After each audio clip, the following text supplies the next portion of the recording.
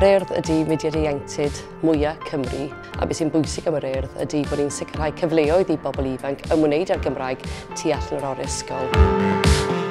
Mae'r Urdd yn gweithio efo nifer helaeth o bartneriaid yn gymunedol, yn rhanbarthol ac yn genedlaethol ar hyd a lled Cymru.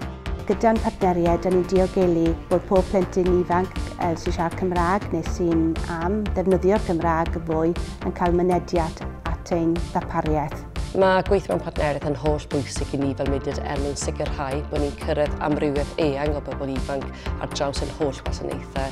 Siamai Iwsef dwi.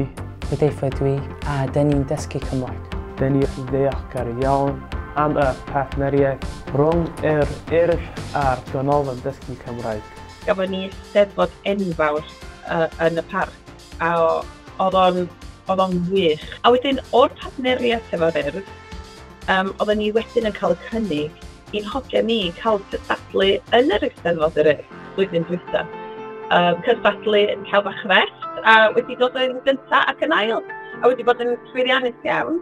Felly mae cael cynnig i gystadlu yn yr Eisteddfod wedi rhoi siawns i'n cyrcharwyr ni i mynegi hynna mewn ffordd creadigol yn y Gymraeg.